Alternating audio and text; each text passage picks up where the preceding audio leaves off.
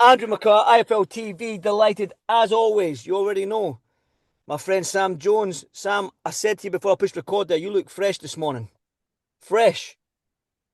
I don't know about that. Yeah, I'll probably get sticks saying I've dyed my beard, but look, as you can see, the greys are in the beard. Don't worry, there's no dye yet, no boot polish. And That may be something I no, might need, Sam, to be honest. I might need some I, dye for my beard. no, well, you're No. looking at the wrong man, funnily enough. But no, listen, I know it comes as a surprise to people, but I don't drink. I don't drink. I don't go out party. I live quite a boring life, Andrew. So I'm up early with kids, crack of dawn. So that's when I've watched boxing last night. I was Mm. pleased, but the time the main event started, it wasn't too late. So I was like, it's like brilliant. Get up feeling fresh. That's what it's all about, Andrew. Exactly. That's why I've got my coffee this morning. Let's talk about it then, Sam. Moses Itauma knocked out, finished Dillian Whyte in less than a round. A lot of people saw it coming. A lot of people didn't see it coming. A lot of people were thinking this fight week that Dillian might cause him problems. I mean, just talk to me about the stoppage first, and then we'll just break it down. Um, look, I wasn't trying to be like I wasn't when he come out the ring. I just think body language is big, right? It's not always everything, and you don't always get it right, but body language is everything. And like Dillian Whyte, you know what he's like? He's aggressive, he's abrasive, he comes out, and I know it's funny, but like no wolf howl, no wolf howl, and it was more like it's mad because it was just like I was looking at his face, I think it's written all over his face. It was like it's like he knew, Andrew. It's like he knew what was about to happen to him. And I thought it was quite sad, really, because Dillian over the years has given British boxing fans some great nights, hasn't he? Like, do you know, there was a void that he filled. You know, obviously Anthony Josh was doing his thing, but off the back of his fight of AJ, he became a pay-per-view fighter, Dillian, and he was involved in, and he's known for his toughness. It just wasn't there yesterday, and I don't want to downplay Moses Itauma because if anyone's looked at my views on him, he's a star. He's a complete star. He looks like he's got absolutely everything. He's fast feet, fast hands. He can punch.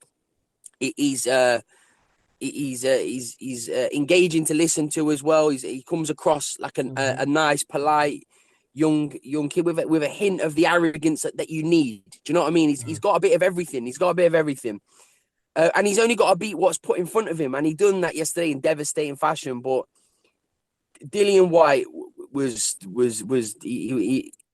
it's not the Dillian that we all that have grown to like to love. Do you know what I mean? It weren't the Dillian. You could tell it on the way to the ring. I mean, I tweeted it and I said I don't want to read too much into it, but if body language is anything that I'm concerned about the way it went. So listen, the fight went the way it went. Moses won. He moves on. And I think the key now for Moses is Frank Warren's a genius at it, matchmaking. He always has been, and he's known for it. So he will know that he needs to get Moses before he goes into that elite bracket. He needs to get him some rounds. And who are the men to give him rounds? You look at the men like, look, if Bakoli don't turn up like a Christmas pudding, like he has done in his last couple of fights, Bakoli could be that guy. Hrgovic last night. I thought Hrgovic was great last night because I think David Adelaide showed a huge pair of nuts last night to stay in the fight as long as he did because he took a bit of a paggering. But David Adelaide will probably we'll speak about that afterwards, but he'll probably kick himself. But Hrgovic looked the Abel Sanchez trained Hrgovic is 15 round fit. So that's another man that could give him rounds. You look at a Jermaine Franklin, even though I don't think Jermaine Franklin is he'll probably take him rounds, but Jermaine Franklin not a puncher. Bakole and Hrgovic can whack. So I think one of those two will be perfect for Moses Itauma next, in my opinion. I probably agree with. We'll touch on that. Who's next on most of the time? I want to go back to what you said about the body language because Gareth A. Davis alluded to it, and when you sent out that tweet, Turkey Al Sheikh gave you a thumbs up as well. So maybe a lot more people in the industry caught on to that as well. That maybe no wolf howl, the way you just sort of like just wandered into the ring and all that. There wasn't really into that aggression that we saw from Dillian, like you said. So, what do you think that is? Do you think that Dillian was it a payday for Dillian? Is that Dillian just saying like, listen, one more fight and I'm out? What do you think that is? Why do you think he came in the ring like that and no wolf howl? One, I mean, Sonny put the tweet out, but genuinely, I'd heard it from a number of different people. I heard it from a number of different people that his leg wasn't great, but I just looked at his body language all week. He wasn't the normal.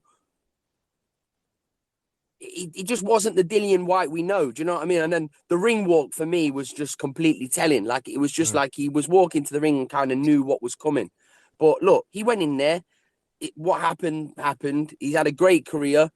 If he decides to carry on, that's down to Dillian. It's only he can decide if he wants to carry on. But it was just the manner, like one round. It's Dillian's a proud man, you know, but Dillian won't be happy with the way that happened because, look, as I say, he's a proud fighting man, isn't he? So I don't know, Andrew. I don't know, but again, I'm not commenting on whether Dillian should retire or not because only he and he's earned the right to decide if he wants to retire or not. But yeah, that weren't the Dillian. It's kind of unfair on Moses because Moses, he could have done that to a prime Dillian Whyte. Do you know what I mean? Like there's no saying that Moses can't have done that to a prime Dillian Whyte. But we have to just judge it on what we saw last night, and that wasn't a prime Dillian Whyte. Do you know what I mean? But we don't want to downplay the brilliance of Moses Itauma. Do you know what I mean? Like he's got to enjoy that win, and he deserves to because it's still a huge scalp at such a tender age. So it is what it is. It is what it is. I mean, Dillian Whyte wasn't the old Dillian Whyte.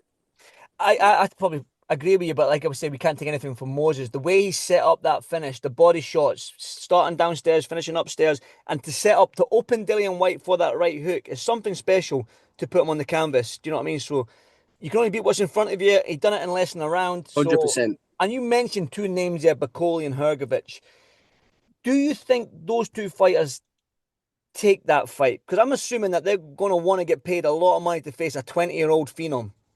Listen, Billy Nelson and Bakoli took Joseph Parker on 18 hours notice and flew from Congo with a pair of spray-on jeans to fight Joseph Parker, who was #1 in the world at the time. So I don't think Billy Nelson and Bakoli will have too much of a problem taking on Moses Itauma, who in their mind is untested. Do you know what I mean? Like he's untested. So yeah, I don't think they will. And look, it's not as if Moses Itauma, yes, he doesn't offer much as like profile wise, because in their mind, you're just fighting a 20-year-old kid. But he is #1 in the WBO, so he's offering you something. Do you know what I mean? He's offering you a way to a world title. But like I say, Frank Warren is he's so clued in. He's been doing this for decades and decades. Do you know what I mean? So he knows that he'll know his boy needs that.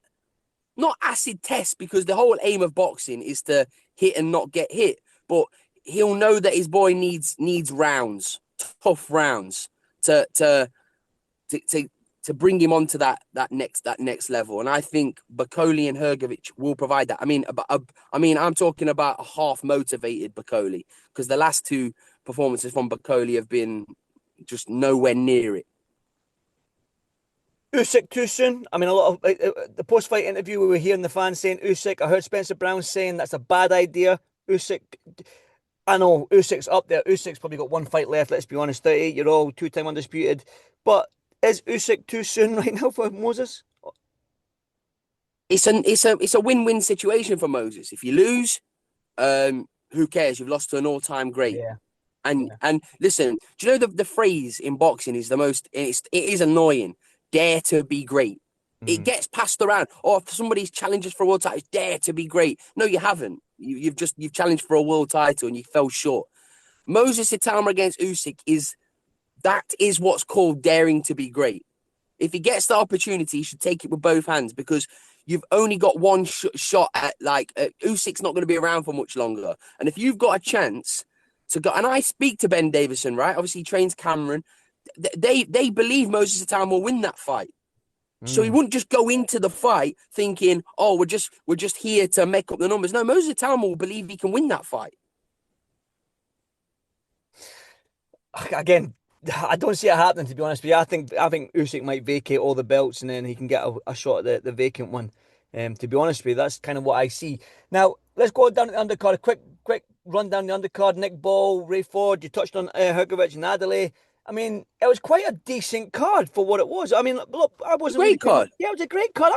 You know what? It's one of them cards Great where it card. never had all the glitz and glamour and all that, but the fights were fantastic. The Nick Ball fight was great. The Hrgovic Adelaide fight was great. Wolf Ray Ford Nova was great. Yeah, it was Fantastic every fight. matchmaking.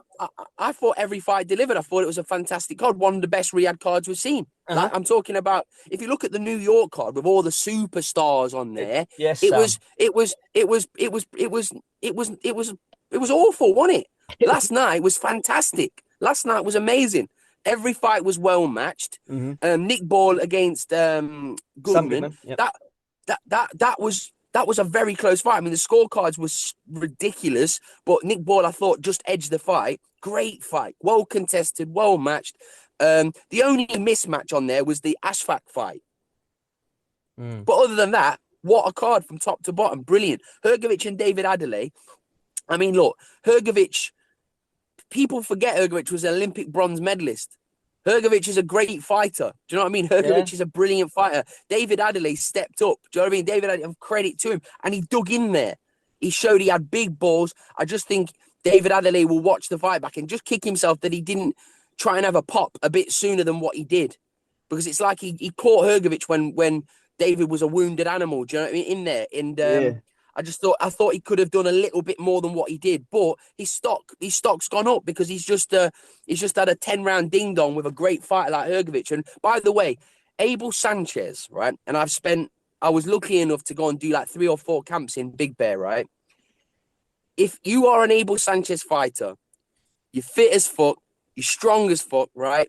And you just know Abel Sanchez fighters are always going to be fit and strong. And that's exactly what Hrgovic was in there, which he's not looked in his past fights. I know he came in a bit late notice against Joe Joyce, but he was still managed to dig into the end with Joe. Last night, he looked super fit, super strong. And Abel Sanchez did the cut.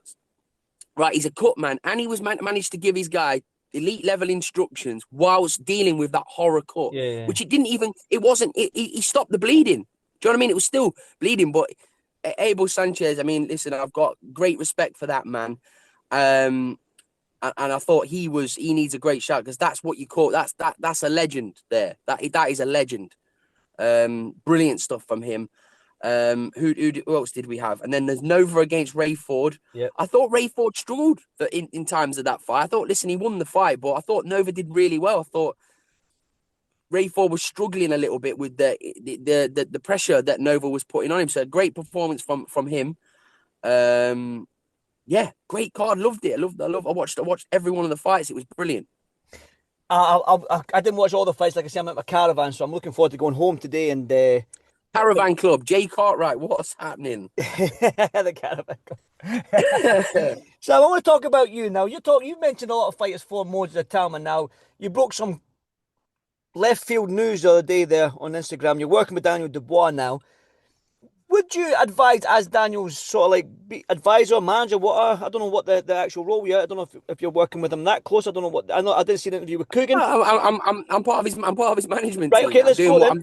Whatever I'm doing with Daniel Dubois, I'm doing it with the rest of my fighters. Right. That's Okay it. then. I'm looking after Daniel. I'll ask the question then. You're Daniel's manager. If they offered you Moses Itauma now, would you take it with Daniel Dubois?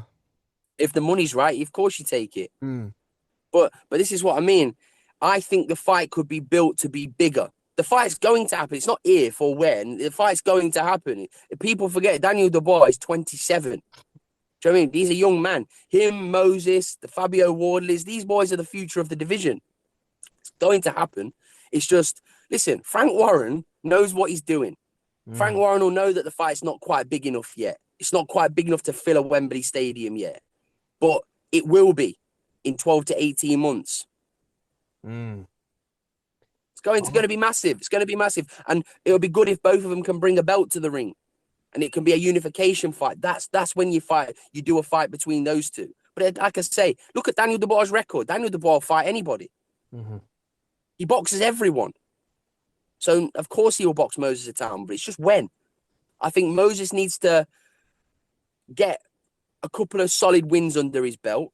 I mean, listen, if he fights Usyk next, then there you go. But I don't think it will happen. I think he will fight a Hrgovic, a Jermaine Franklin. I would lean more towards it being a Jermaine Franklin. But as a fan, like I say, you asked me what we need to see. I would like to see him fight somebody like Hrgovic who will ask questions of him. Do you know what I mean? Ask even a few questions of him. You never know. He might destroy Hrgovic.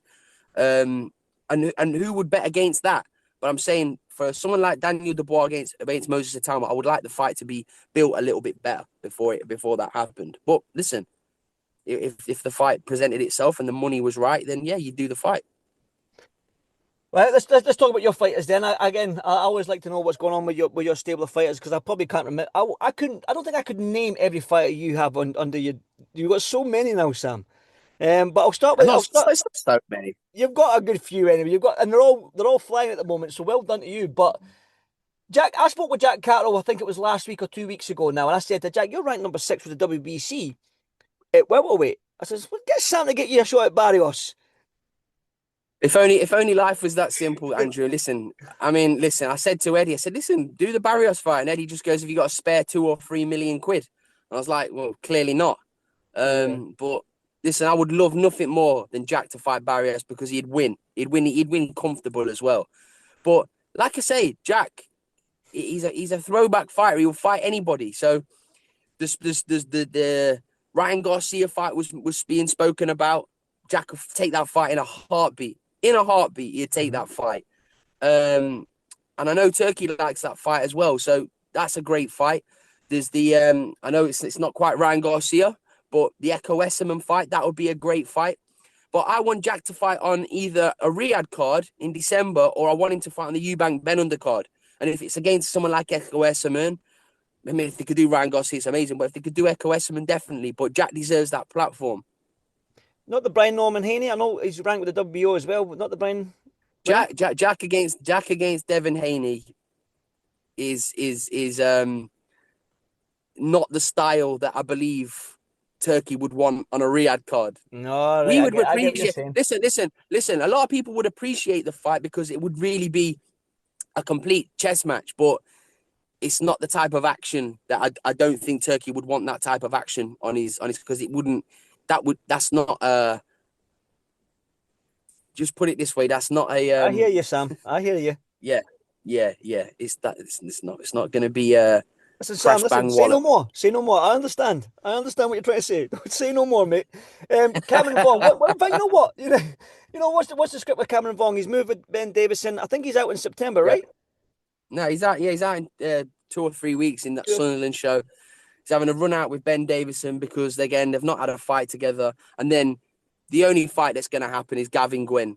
Providing, listen, the deal's not quite done yet, but we've told Matchroom the number we want, which is incredibly reasonable to do the fight in Cameron Vong. Like, Cameron Vong's would have boxed Gavin Gwynn, a former European champion, twice within 10 fights. Tell me a prospect or a young kid that's got that. Forget Moses Itauma. Yeah, I was going to say Moses. Forget Moses Itauma. Forget him. But tell me who's doing what Cameron's doing. There isn't anybody. So he deserves a lot of respect, but he deserves paying for it. And that fight's going to happen for sure. And I would like that to be on Eubank Ben as well. It's a rematch. Eubank Ben's a rematch. It goes with the theme of the show. It was a great fight the first time. It'd be an even better fight the second time. But that is the only fight that I want to make for Cameron Vong. The only fight. So all these people that will comment saying, "Oh, when's this fight?" I'm letting you all know that is the only fight. Told Matchroom that's the only fight we want next for Cameron Vong. So it's up to them to put it together, and it deserves to be on the biggest platform, in my opinion. Conor Walker deserves a big fight, right? Listen, if Echo Esserman doesn't fight Jack, if the Echo Esserman and Jack Catchell fight doesn't happen, I'd love to make Conor Walker against Echo Esserman on the Eubank Ben undercard. Again, you know what you're going to get with Conor Walker. Conor Walker deserves that Riyadh. I want him to either headline at Wolverhampton, right, in a British title defence, or I want him to be on a big Riyadh card in a massive fight. on the Eubank Ben Undercard. Listen, there's Echo Esserman, Sam Eggington, and look, if Conor Walker, I mean, Sean Noakes is the English champion. That's a good fight for Conor Walker. Like, you're going to get a stylistic banger. I know Eddie wants to make the Pat McCormack fight for Conor Walker. No problem. But again, you're going to have to reward Conor financially, because it's a big fight. It's a tough fight.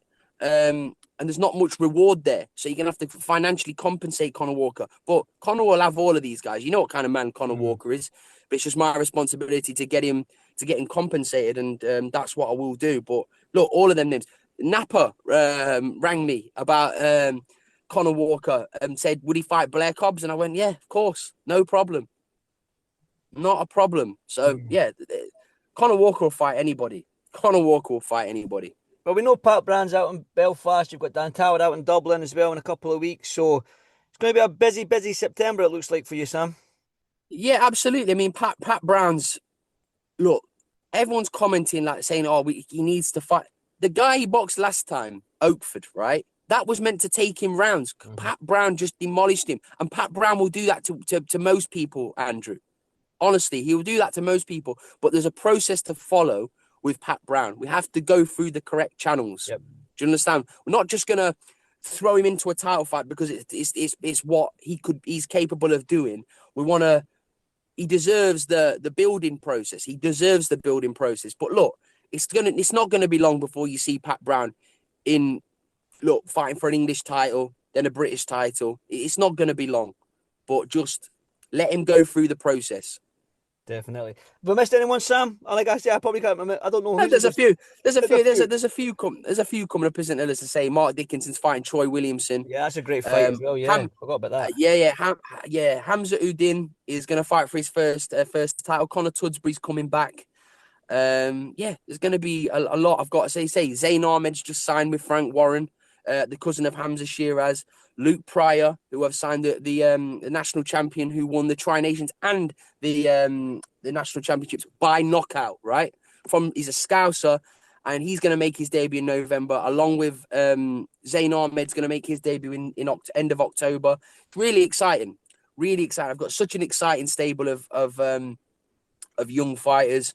And again, I've got, as I say, Daniel Dubois, who's now added to that. It's going to be some really big nights coming. I don't want to start beef with you and Sonny Edwards, but who's got the best stable, you or Sonny? Sonny's got some really good fights. Yeah, Sonny and Anto have got Leo Atang, Giorgio Vizioli, two amazing prospects, two really good stables. It's not about who's got a better stable. Listen, I will always say my stables. I think my stables are better. But you look at Giorgio. Giorgio I'm a big fan of him. Do you know what I mean? He looks like Giorgio. If it's the eye test, he's phenomenal, isn't he? And Leo Atang, I've got a big soft spot for Leo. I mean, listen, if Leo had good looks, he'd be the full package, wouldn't he? Well, that's very true. But I wouldn't say that to his face, though. Sam, they're in great hands, though. They're in great hands. 100%. Sonny and Anto are great managers, mate. Great team they are. Yep, I agree with you. Some of the best managers in the game, you, Anto, and Sonny Edwards. Sam, you got anything planned for the rest this Sunday? Looks like it's a nice day where you are. It's a nice day here as well. Sorry about that, Sam. Your phone overheated in the car, but you're outside the car now. We're back. All I was going to just say there was, it's a beautiful day where you are. You got anything planned for your Sunday? Relaxing, Andrew. Relaxing. Big week coming. Some fights to be made. So yeah, looking forward to it all. Sam, no doubt I'll catch you probably in Sunderland. Next one, I'll see you. So I'll see you there, my man, and I'll see you in Belfast, no doubt as well. So Sam, as always, I appreciate your time, brother. Enjoy your Sunday, and I'll catch you in the next one. Nice one, Andrew. See you in a bit, mate. Thanks, Sam. Cheers, brother.